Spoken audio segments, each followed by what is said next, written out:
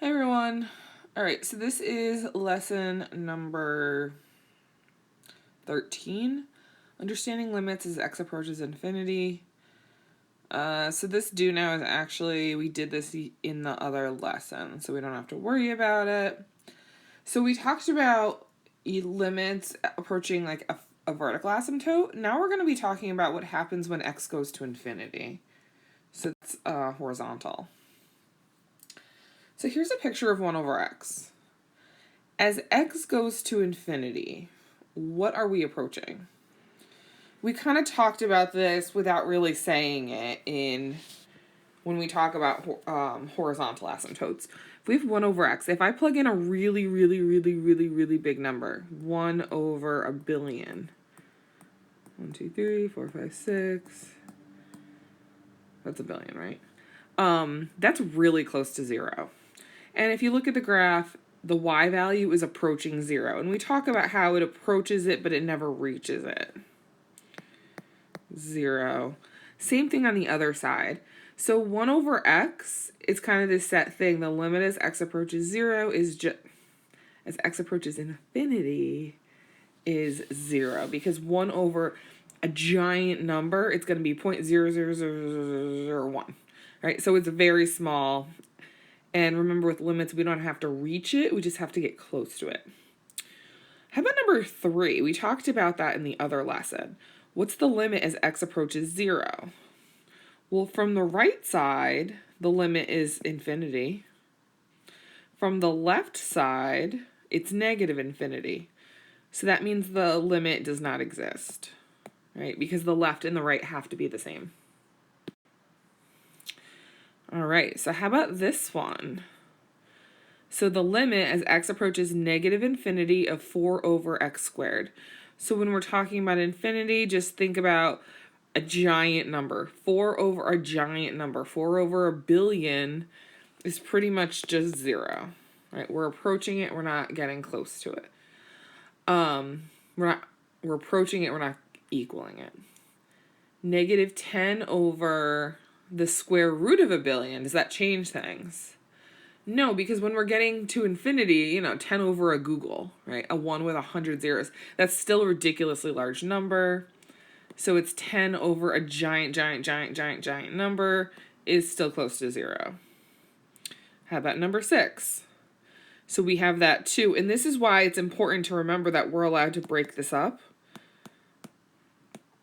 Because one of our properties with limits is we're allowed to break this up like this. So the one on the left, when you're approaching 2, it's just 2, right? The y value. When you're approaching 3 over x, x approaches infinity, it's 3 over a giant number again, 0.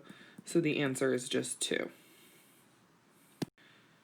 Okay, so now this is a little more complicated. I'm gonna show you why this works. I never really showed you why this worked in the past. We kind of just had our rule. Like when I look at this, I know the answer.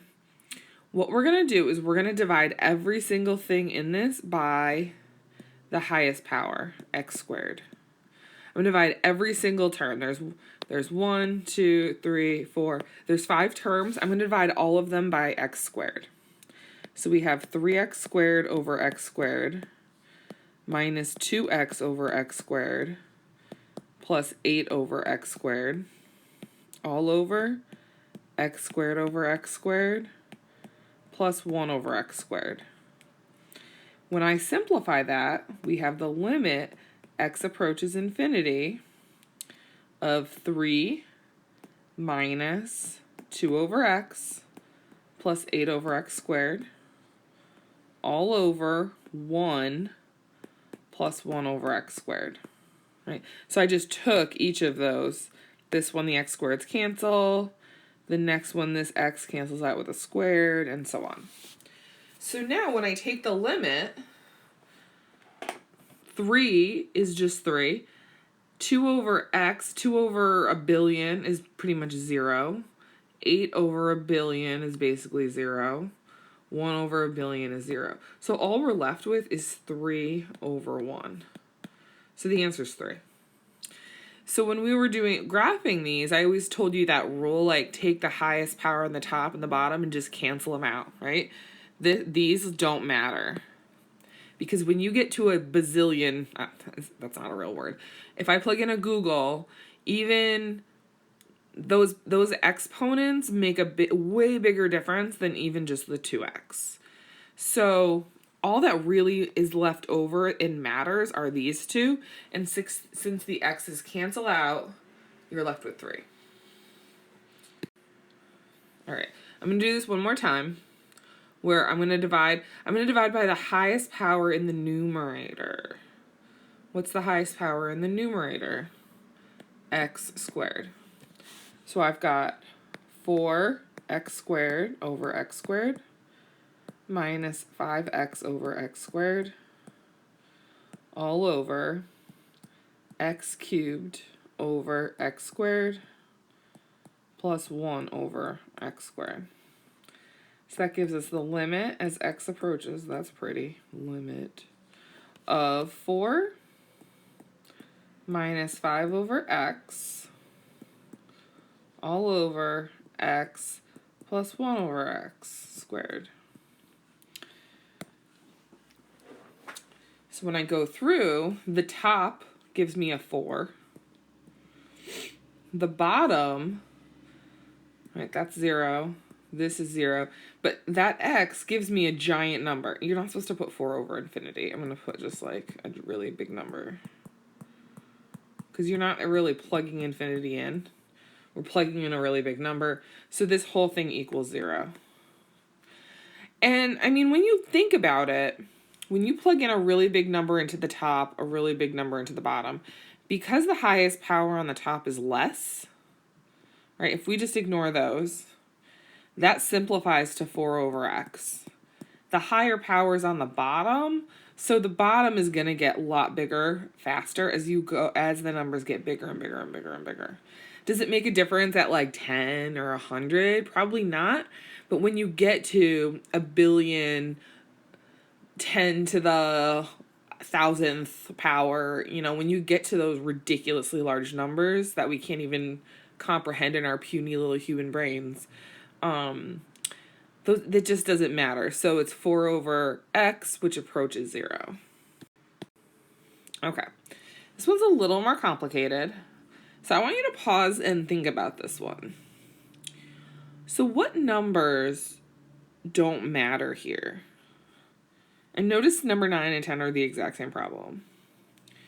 The 10 isn't, when these numbers get really, really big, the 10 doesn't matter and the 5 doesn't matter, right?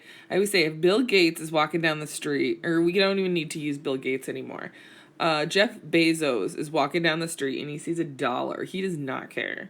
That dollar does not affect him. All right, so what we're going to do is we're going to ignore the two numbers. I have the square root of 4x squared all over x. Now, what do you get when you simplify this? So this is why I made a big deal. I kept telling you it was going to come. The square root of 4x squared is the absolute value of 2x all over x. This is where it matters, right? This is where it matters. Because when I plug in a positive number, a positive infinity, what happens?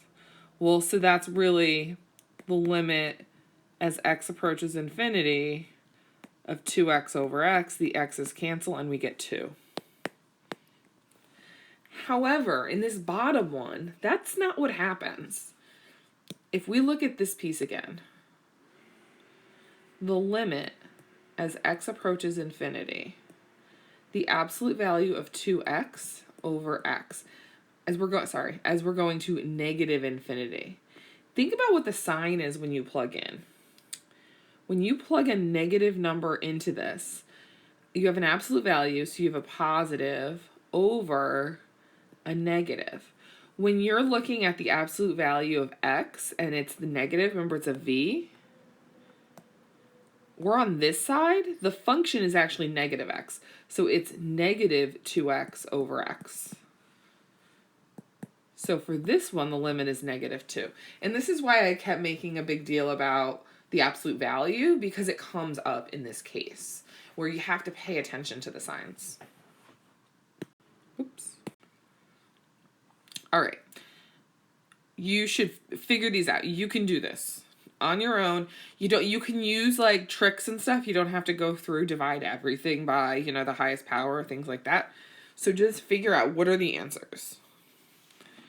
So for number 11, I'm going to get rid of everything other than the x squared. So I have 3x squared over x squared. So my limit is 3. This is terrible math. Okay, there we go. You shouldn't leave the limit off. All right, this one, we have the limit as x approaches negative infinity. 5x and 1 go away, so that becomes 4 over x, which is just 0. And 13, the limit as x approaches negative infinity. Highest power on the top is 5x to the 4th. Highest power on the bottom is 2x squared. So if I simplify that, that's the limit as x approaches negative infinity of 5x squared over 2. What happens when I plug in a negative giant number?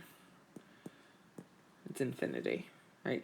We're going to go off to infinity. This thing is getting really big, really fast. The higher power is on top. So just looking at number 13, I recognized, okay, my higher power is on top. So I know my answer is infinity or negative infinity. And then I had to think about the signs. Right? Number 12, my higher power is on the bottom. So I automatically was like, okay, I'm going to have a number over a giant number. So it's 0. All right. Last slide. Write this definition down. The official definition of a horizontal asymptote, the line y equals L is a horizontal asymptote of a function f for x unbounded if the limit as x approaches positive or negative infinity is L. So horizontal asymptote, these things that we talked about, I said a lot in algebra 2. What's happening when the x gets really, really, really big? I kind of said it without using the phrase the limit, but that's what it is. It's a limit.